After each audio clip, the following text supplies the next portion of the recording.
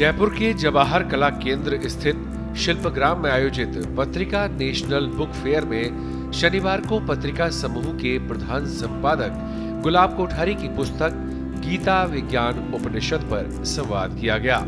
इस दौरान पुस्तक के लेखक गुलाब कोठारी ने भी सवालों के जवाब देकर लोगों की जिज्ञासा को शांत किया।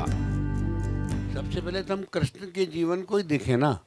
वो खुद गीता है, वो राजा है, उनके परिवार है, बाल बच्चे हैं, वो योद्धा भी हैं। वो देखिए क्या नहीं है, वो योगेश्वर हैं। अगर हम उस जीवन का अध्ययन कर लें उस गीता के साथ साथ, आप गीता पढ़ते जाइए। और कृष्ण, हमारी एक दूसरी तकलीफ है कि गीता को हमने विषय बना दिया पढ़ने का। ये बड़ा नुकसान हमारा यहाँ हो रहा है। जब भी मैं गीता पढ़ रहा हूँ तो कृष्ण और अर्जुन के संवाद को पढ़ रहा हूँ। मेरी समझ में कभी नहीं आएगी गीता। अगर गीता को समझना है तो सबसे पहले आप खुद को अर्जुन की जगह बिठाओ और फिर आप बात करो कि मैं कृष्ण मेरे प्रश्नों का उत्तर दे रहे हैं। और फिर आप देखना गीता आपको कैसी लगती है। सारे उत्तर कृष्ण के आपके जीवन में उतरते चले जाएंगे। बहुत बड़ा तकलीफ का बात। और पढ़ते पढ़ते जब कृष्ण आपको आगे जाके कहेंगे कि मैं ही वासुदेव हूँ और मैं ही अर्जुन हूँ, तब देखो वो पढ़ते पढ़ते आपको क्या लगेगा कि आप भी कृष्ण हैं और वो भी कृष्ण हैं। इस मौके पर भारतीय दार्शनिक अनुसंधान परिषद के सदस्य सचिव प्रोफेसर सच्चिदानंद मिश्र ने कहा, जीवन में मोह एक साथ नहीं छूट सकता। हमें मन की व्याकुलता को समाप्त करने की आवश्यकता नहीं है, बल्कि उसे परिष्कृत करना है और उसकी लंबी प्रक्रिया है। हमको एक प्रयास लगातार करना पड़ेगा और वो प्रयास लगातार करने का क्रम ये है कि भाई हम परिवार में रहते हुए हर एक के प्रति हमारी जिम्मेदारियां हैं।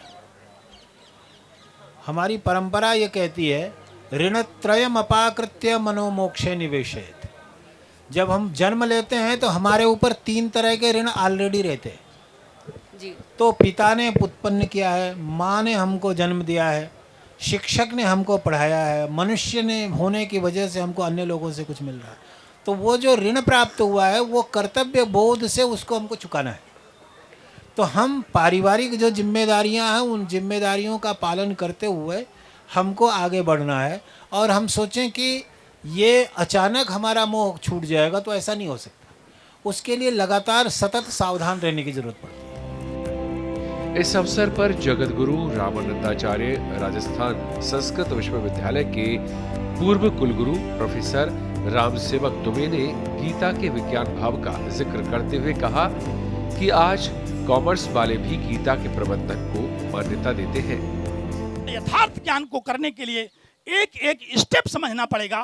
पहले ही क्रम में अगर हम गीता के शब्दार्थ को नहीं समझेंगे, श्लोकार्थ को नहीं समझेंगे, गीता में आए हुए शब्दों के विज्ञान भाव को नहीं समझेंगे, तो हम अचानक अकस्मात वह शास्त्र नहीं समझ सकते जो साधन चतुष्टय संपन्न साधक समझता है।